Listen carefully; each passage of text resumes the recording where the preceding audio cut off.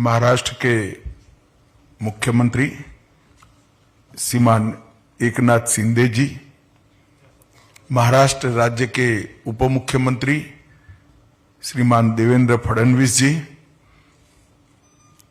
महाराष्ट्र राज्य के उप मुख्यमंत्री अजित दादा पवार साहब, महाराष्ट्र राज्य के सहकारिता मंत्री श्री दिलीप वलसे पाटिल जी, हमारे पुणे के प्रभारी मंत्री और भारतीय जनता पार्टी के वरिष्ठ नेता श्री चंद्रकांत दादा पाटिल जी,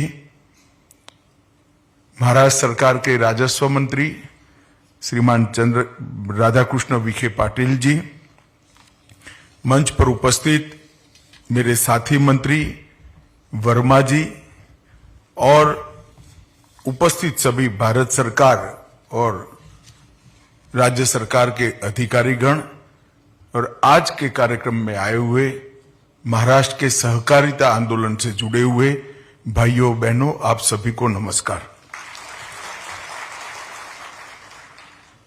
सबसे पहले अजित दादा उप मुख्यमंत्री बनने के बाद पहली बार आए हैं और मैं इनके साथ पहली बार मंच पर कार्यक्रम कर रहा हूं, तो मैं दादा को एक बात कहना चाहता हूं। दादा, बहुत समय के बाद आप सही जगह पर बैठे हो। यही जगह सही थी मगर बहुत देर कर दी आपने। मित्रों, आज महाराष्ट्र सहकारिता का हमेशा देश भर की सहकारिता का कैपिटल रहा है। महाराष्ट्र से ही सहकारिता के संस्कार समग्र देश के अंदर फैले हैं और यहीं पर विठलराव विखे पाटिल, धनंजयराव गाडगिल, वैकुंठ भाई मेहता, अनेक सहकारी महर्षियों ने महाराष्ट्र को सहकारिता के क्षेत्र में एक विशेष पहल कराने का काम किया और इसी को मॉडल समझते हुए देश भर का सहकारिता आंदोलन आगे बढ़ा। आज भी आप सहकारिता आंदोलन के विकास की दिशा देखेंगे तो गुजरात, महाराष्ट्र, कर्नाटक एक प्रकार से पुराने मुंबई राज्य के हिस्सों में ही सहकारिता आंदोलन आगे बढ़ा है, पनपा है, पल्लवित हुआ है और इसलिए सेंट्रल रजिस्ट्रार की ऑफिस का काम पूर्ण तरह से डिजिटल करने का जो कार्यक्रम था वो हमारे मंत्रालय के सचिव ज्ञानेश कुमार जी ने उचित निर्णय किया कि वो कार्यक्रम महाराष्ट्र में और पुणे में किया जाए और आज मल्टी स्टेट कोऑपरेटिव समितियों की देखभाल करने वाला सेंट्रल रजिस्ट्रार की ऑफिस का पूरा सिस्टम सीआरसीएस का कार्यक्रम आज से पूर्णतया डिजिटल हो रहा है। अब कोई भी मल्टी स्टेट कोऑपरेटिव सोसाइटी को अपनी ब्रांच बढ़ानी है, दूसरे राज्य में जाना है, अपना ऑडिटेड बैलेंस शीट फाइल करना है, अपनी रिपोर्ट भेजनी है, किसी भी चीज के लिए कहीं पर जाने की जरूरत नहीं है। आपकी ऑफिस से ही आप भारत सरकार के रजिस्ट्रार के यहां पूरा कॉरेस्पॉन्डेंस कर सकते हो और वो वैध होगा। सेंट्रल रजिस्ट्रार का कार्यालय रजिस्ट्रेशन, बायलॉज का रजिस्ट्रेशन, बायलॉज में अमेंडमेंट, ऑडिटिंग और सेंट्रल रजिस्ट्रार के द्वारा ऑडिटिंग का मॉनिटरिंग और चुनाव की पूरी प्रक्रिया, एचआर का विकास करना, विजिलेंस और प्रशिक्षण, ये सारे कार्यक्रमों को समाहित कर कर ये पोर्टल को बनाया गया है। एक प्रकार से पूर्ण पोर्टल है। आज मैं ये 3 युवाओं को भी बहुत बहुत बधाई देना चाहता हूं, जिन्होंने पोर्टल के लिए हैकाथॉन किया गया था, जिसमें अपना पूरा योगदान दिया है। नरेंद्र मोदी जी ने सहकार से समृद्धि का जो विचार रखा है, वो विचार के अंदर उन्होंने बड़े गहरे तत्वदर्शन के तहत ये विचार रखा है। मोदी जी ने इस 9 साल के अंदर देश के 60 करोड़ गरीबों को अपने पूरे जीवन के करने के काम 9 साल में समाप्त कर दिए। देश में 60 करोड़ लोग ऐसे थे जिनके कुछ स्वप्न थे। स्वप्न क्या थे? कि कभी मेरा एक घर बन जाए, घर है तो घर में बिजली आ जाए, बिजली है तो गैस का सिलेंडर आ जाए, मेरे यहां परिवार के खाने पीने की व्यवस्था हो जाए, शौचालय बन जाए, मेरे परिवार की स्वास्थ्य की सारी सुविधाओं की मैं चिंता कर पाऊं। कुल मिलाकर गरीब व्यक्ति के मन में जितने उद्देश्य थे, जिसके लिए वो उद्यम करता था, 60 साल से लगा था, 2-2, 3-3 पीढ़ी चली गई, वो सारे काम नरेंद्र मोदी जी ने ये 9 साल में एक ही झटके में समाप्त कर दिया। उसको घर देने का काम कर दिया, घर के अंदर शुद्ध पीने का पानी पहुंचा दिया, उसके घर में गैस का सिलेंडर पहुंचा दिया, शौचालय पहुंचा दिया, 5 लाख तक का स्वास्थ्य का पूरा खर्चा उठा लिया, और प्रति व्यक्ति प्रति माह 5 किलो अनाज भी फ्री देने का काम नरेंद्र मोदी जी ने कर दिया, और बिजली भी दे दी। अब गरीब को अपना रोज जो काम करता था, उससे जो पैसा खर्च करता था, वो सारे काम भारत सरकार ने एक ही झटके में समाप्त कर दिए। ये गरीब व्यक्ति जो 60 करोड़ गरीब थे देश के, वो देश के अर्थतंत्र के साथ नहीं जुड़े थे। इसके पास बैंक अकाउंट भी नहीं था, उसको बैंक अकाउंट देने का काम भी पूरा कर दिया, और उसके पूरी गाढ़ी कमाई अपने परिवार की ये प्राथमिक चिंताओं करने में समाप्त होती थी। ये चिंताएं भी समाप्त हो गई। तब उसको स्वप्न आता है कि मैं भी कुछ कमाऊं, मेरे घर में भी एक अच्छा टीवी हो, मिक्सचर आ जाए, कूलर आ जाए, मेरे घर में व्यवस्था हो जाए, मेरे बच्चे मेडिकल, इंजीनियरिंग, आईएएस बने, आईपीएस बने। ये सारे स्वप्न वो देखने लगा है आजादी के 75 साल के बाद, क्योंकि उसको संभव लगता है। पहले पूरा जीवन इसका जिस जद्दोजहद के अंदर था, वो तो समाप्त हो चुकी। अब वो कुछ उद्यम करना चाहता है, वो कुछ काम करना चाहता है। काम करना तो चाहता है, परंतु उसके पास पूंजी नहीं है। पूंजी के बगैर क्या उद्यम करेगा? पूंजी के बगैर क्या काम करेगा? इसका एकमात्र जवाब सहकारिता आंदोलन है। सहकारिता आंदोलन का मतलब है छोटी छोटी पूंजी वाले अनेक लोगों को इकट्ठा कर कर बड़ा उद्यम स्थापित करना, यही सहकारिता है। पद्मश्री पाटिल ने छोटे छोटे लोगों को, छोटे छोटे किसानों का छोटा छोटा पूंजी इकट्ठा कर कर सहकारी कारखाना लगाया, साकर कारखाना लगाया, और आज देश भर में सैकड़ों साकर कारखाने इस पद्धति पर चल रहे।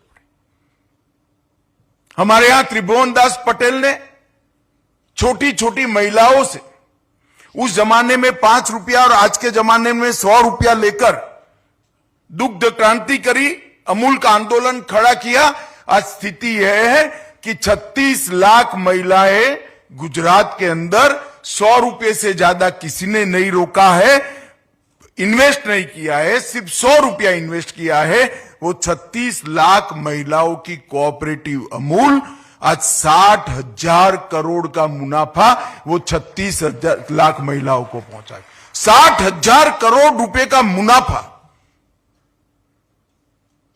तो सहकार से समृद्धि का मतलब है छोटे से छोटे व्यक्ति को अपने जीवन को उन्नत बनाने का मौका देना, छोटे से छोटे व्यक्ति को देश की आर्थिक प्रगति में योगदान लेने के लिए एक मंच, एक प्लेटफॉर्म देना और सहकारिता के माध्यम से इसका जीवन का उद्धार करना।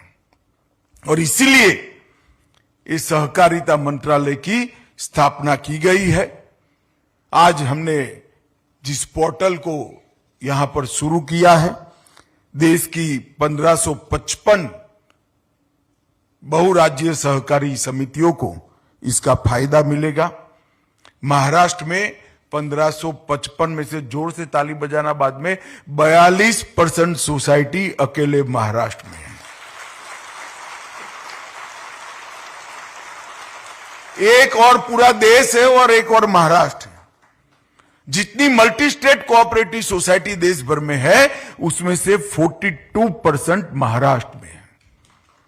मैं इसलिए आया हूं कि महाराष्ट्र के सभी सहकारिता आंदोलन के नेताओं को बताना चाहता हूं कि हमारी स्ट्रेंथ क्या है।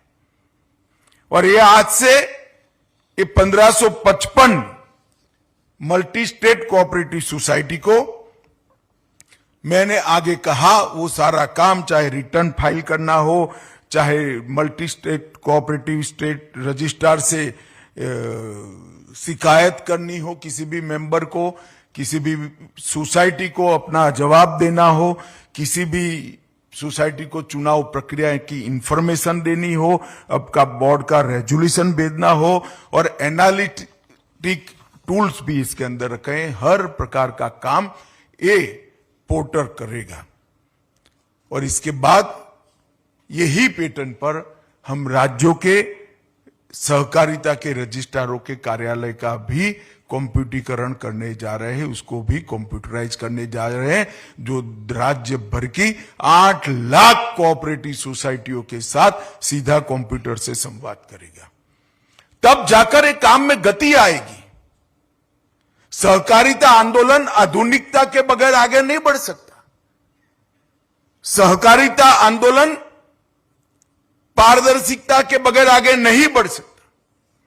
और सहकारिता का आंदोलन रिस्पॉन्सिबिलिटी, जवाबदेही के बगैर भी आगे नहीं बढ़ सकता।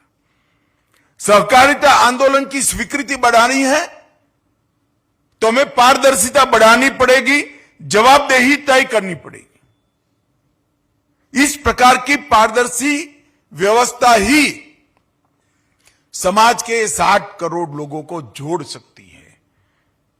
और कोई कल्पना नहीं कर सकता दुनिया में इफ्को जैसा सबसे बड़ा खाद का कारखाना हमारे यहां कोऑपरेटिव बेस पर चलता है, क्रिप्को कोऑपरेटिव बेस पर चलता है, नाफेड कोऑपरेटिव बेस पर चलता है, अमूल कोऑपरेटिव बेस पर चलता है। एक जमाने में लिज्जत पापड़ भी कोऑपरेटिव बेस पर चलता था।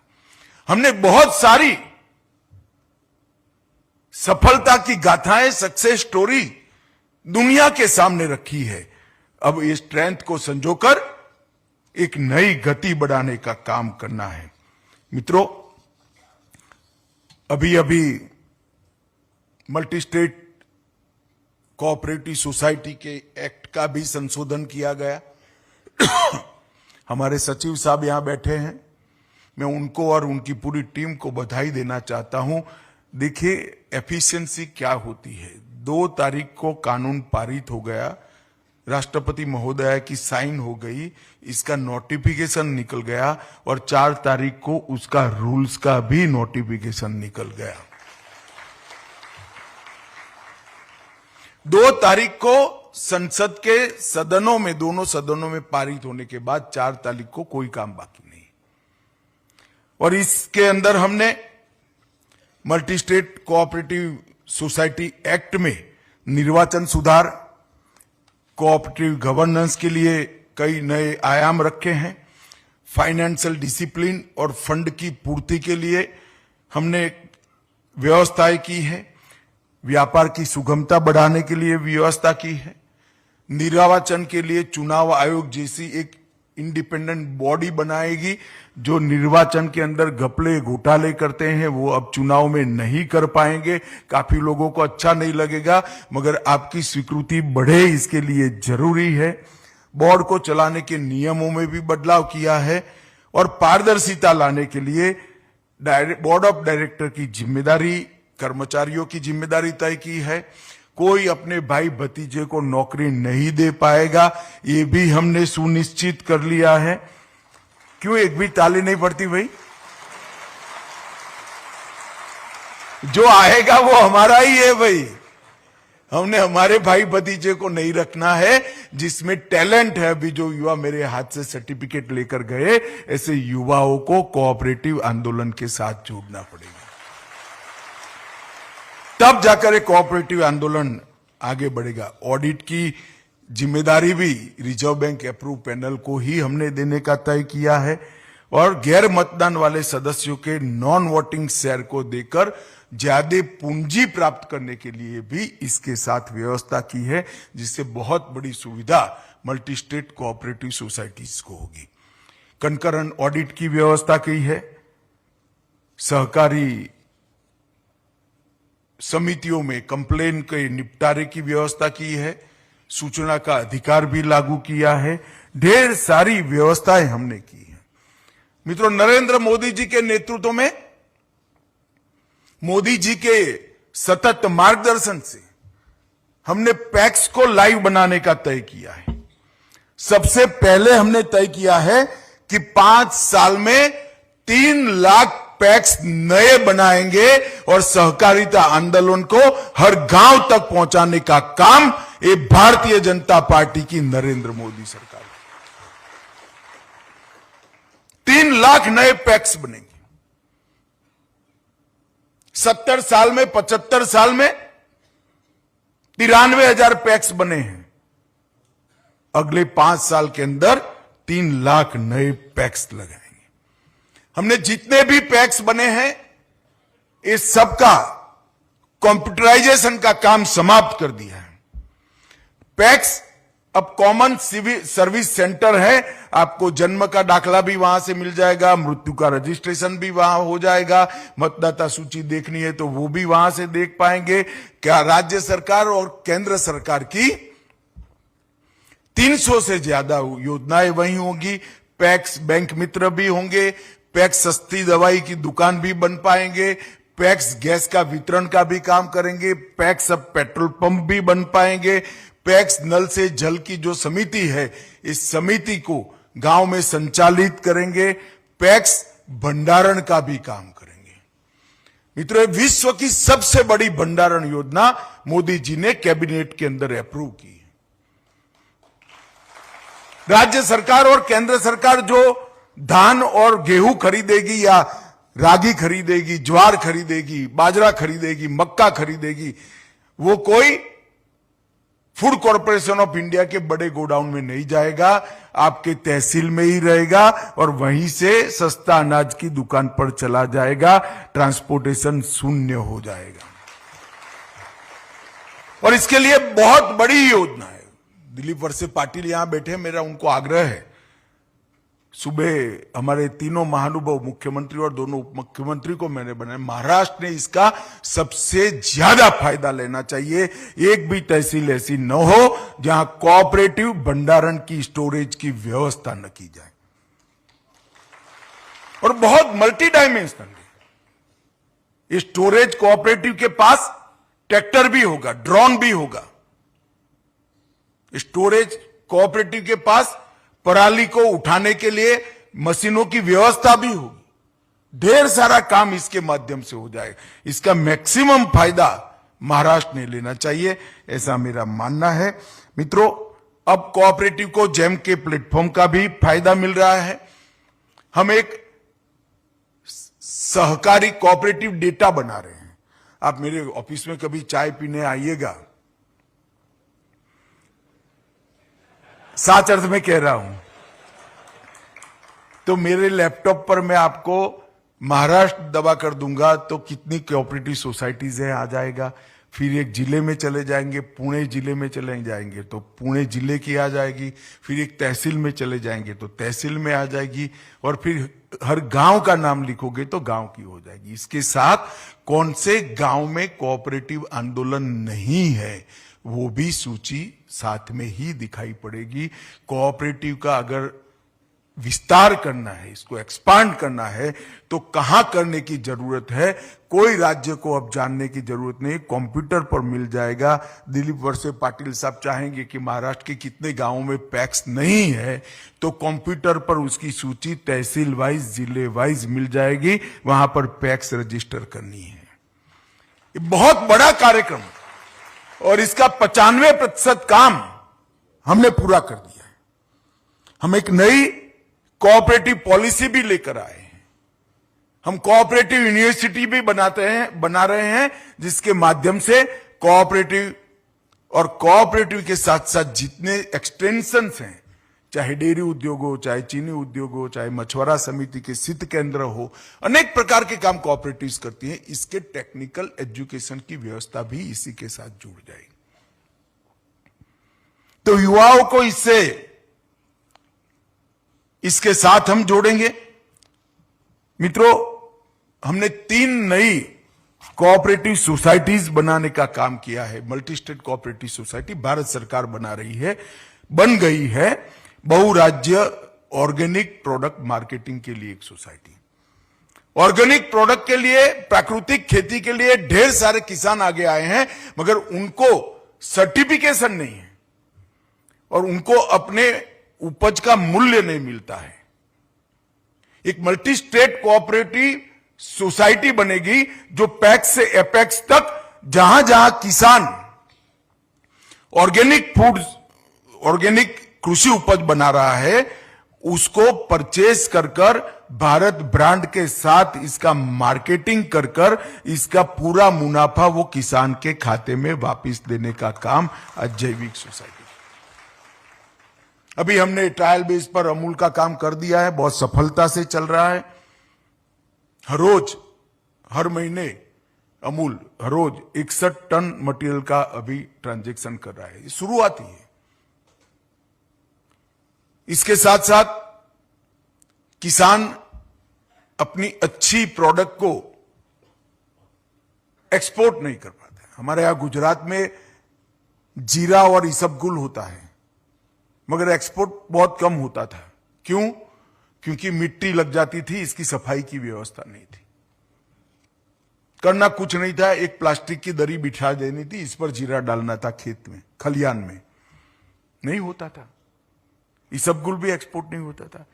अब ये मल्टी स्टेट एक्सपोर्ट समिति किसान के पास से या पैक्स के पास से एग्रीकल्चर प्रोड्यूस को खरीदकर दुनिया भर के बाजार में बेचेगी और इसका मुनाफा भी मिल्क कोऑपरेटिव की पेटर्न पर सीधा किसान के पास जाएगा। वो मल्टी स्टेट कोऑपरेटिव नहीं रखेगी। एक्सपोर्ट का फायदा मेरे किसान भाइयों को होगा।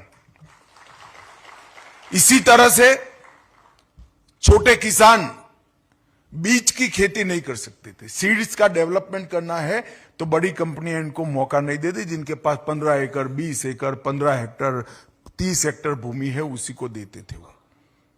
अब आपके पास सिर्फ 2.5 बीघा मतलब 1.25 एकड़ भूमि है तो आप बीज का प्रोडक्शन कर सकते हो। ये मल्टी स्टेट सीड्स कोऑपरेटिव आपका बीज ले लेगी, आपको बीज बनाने का सर्टिफिकेशन भी करेगी और आपके बीज को वो अपने ब्रांड के साथ भारत के और विश्व के बाजार में भी बेचेगी, जिससे किसान ज्यादा प्रोडक्टिव क्रॉप अपने खेत के अंदर कर पाएगा। ये तीनों कोऑपरेटिव सोसाइटीज मैं स्पष्ट रूप से दिख रहा हूं कि जिस दिन पद्मश्री पाटिल ने साकर कारखाने की नींव डाली होगी उनको मालूम नहीं होगा, किसानों को भी मालूम नहीं होगा, शायद पद्मश्री पाटिल को भी मालूम नहीं होगा। देश भर के 10 करोड़ से ज्यादा किसानों के उद्धार का काम हो रहा है। ये तीनों सोसाइटियां ऐसी है जो आने वाले दिनों में हमारे देश के करोड़ों किसानों की समृद्धि का मार्ग प्रशस्त करेंगे। पहले कोऑपरेटिव के साथ स्टेप मदर अप्रोच से व्यवहार किया जाता था। अब मोदी जी के नेतृत्व में किसी की हिम्मत नहीं है कोऑपरेटिव को स्टेप मदर अप्रोच से देखने की। हमने समान व्यवहार की, कॉरपोरेट के लिए जो व्यवस्था है वो सारी कोऑपरेटिव के लिए है। इनकम टैक्स के अंदर जो जो दोहरे मापदंड थे हमने समाप्त कर दिए। 31 मार्च को मैन्युफैक्चरिंग आरंभ करने वाली, 31 मार्च के बाद मैन्युफैक्चरिंग आरंभ करने वाली समितियों को 15% दर का फायदा मिलेगा। टीडीएस में 3 करोड़ की उच्चतम सीमा भी तय कर दी। कैश भरने की सीमाओं का भी एक्सटेंशन कर दिया। और ये अभी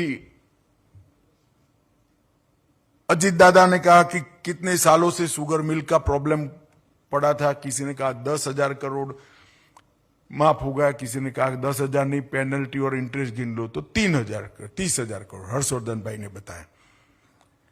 भाई मैं अलग दृष्टि से देखने वाला आदमी हूं। 10,000 करोड़ माफ हो गया, पेनल्टी के साथ 30,000 करोड़ माफ हुआ, रिट्रोस्पेक्टिव इफेक्ट से हुआ, वो तो है ही, मगर आगे लगना ही नहीं है, वो भी हो गया, सालों तक नहीं लग सकता। और जो कोऑपरेटिव का कंसेप्ट है, मुनाफा किसान का है, मुनाफे पर किसान का अधिकार है, उसमें सरकार टैक्स नहीं लगा सकती। ये सिद्धांत का तत्वतः भारत सरकार के वित्त मंत्रालय ने स्वीकार किया। इस समग्र सहकारिता आंदोलन के लिए बहुत बड़ी बात है, जो आने वाले दिनों में हमें बहुत बड़ा फायदा। और मैं तो मोदी जी का आभारी हूं, वित्त मंत्री जी का भी आभारी हूं। कभी भी रिट्रोस्पेक्टिव इफेक्ट से टैक्स बेनिफिट नहीं दिया है। केवल और केवल ये साहस नरेंद्र मोदी कर सकते हैं और कोई नहीं कर सकता। कारखाना ऐसा नहीं होना चाहिए जो इथेनॉल न बनाता हो। एनसीडीसी के पास ढेर सारा पैसा है। 10,000 करोड़ की घोषणा की, आप 10,000 करोड़ भूल जाइए, आपको जितना पैसा चाहिए इतना हम फाइनेंस करेंगे। कोऑपरेटिव शुगर फैक्ट्रियों के लिए समय है वायबिलिटी बढ़ाने का। आप इथेनॉल संयंत्र, ऊर्जा का संयंत्र अपने यहां लगा दीजिए, हमेशा के लिए आपकी वायबिलिटी बढ़ जाएगी। अभी रेट भी अच्छे मिल रहे हैं और इसके रीशेड्यूलमेंट के लिए भी अभी प्रयास हो रहा है। मुझे भरोसा है इसमें आरबीआई जरूर एक प्रैक्टिकल अप्रोच लेगी। अर्बन कोऑपरेटिव के लिए हाउसिंग फाइनेंस की एक लिमिट लगी थी, इसको 2 गुना कर दिया। ग्रामीण सहकारी बैंकों को रियल एस्टेट के लिए लोन देने का हमने परमिशन दे दिया। डोर स्टेप बैंकिंग के लिए अर्बन कोऑपरेटिव बैंकों को परमिशन नहीं थी, वो भी हमने दे दी। अर्बन कोऑपरेटिव बैंक सब नई शाखाएं खोल सकती है। One time settlement urban cooperative बैंकों के लिए प्रतिबंधित था, आरबीआई देती नहीं थी। वन टाइम सेटलमेंट के लिए भी हमने अर्बन कोऑपरेटिव बैंकों को राष्ट्रीयकृत बैंकों के समकक्ष कर अधिकार दे दिए। और प्रायोरिटी सेक्टर की जो लैंडिंग की सीमा थी, हर साल करना पड़ता था, उसको 2 साल तक कर हमने अर्बन बैंकों के पूरे खाकों को एक नया जीवन करने का काम दाम लिया है। मित्रों, मैं इतना ही कहना चाहता हूं कि प्रधानमंत्री मोदी जी ने जो $5 ट्रिलियन इकोनॉमी का लक्ष्य रखा है और देश की इकोनॉमी को विश्व की 3रे नंबर की अर्थव्यवस्था बनाने का लक्ष्य रखा है, मैं आज महाराष्ट्र के कोऑपरेटिव सेक्टर को कहने आया हूं, हमने भी इसमें कोऑपरेटिव सेक्टर का हिस्सा क्या हो उसका एक लक्ष्य रखना चाहिए। ये जुनून के साथ देश के 60 करोड़ गरीबों को कोऑपरेटिव सोसाइटीज के साथ जोड़कर उसके घर में उसको जो वो मिक्सर चाहिए, कलर टीवी चाहिए, छोटा सा एसी भी लग जाए, ये जो खुशी चाहिए वो खुशी देने का प्रयास हमने करना चाहिए। सहकार से समृद्धि का अर्थ यही है और मोदी जी के विजन में आज एक नया काम कोऑपरेटिव मंत्रालय ने शुरू किया है। डिजिटल पोर्टल का शुभारंभ, इस संपूर्ण कंप्यूटराइजेशन है हमारे सेंट्रल रजिस्ट्रार कार्यालय का। मुझे भरोसा है कि 1555 जो मल्टी स्टेट कोऑपरेटिव सोसाइटीज है, इसका बहुत फायदा मिलेगा। आज मैं वो 3 बच्चे जिनको यहाँ पर सम्मानित किया है, उनको मैं फिर से एक बार बधाई और साधुवाद देना चाहता हूँ। और आप सभी ने आज के कार्यक्रम में आया, हमारे सारे नेताओं का सम्मान किया, इसलिए आप सभी का बहुत बहुत धन्यवाद। भारत माता की जय। वंदे मातरम।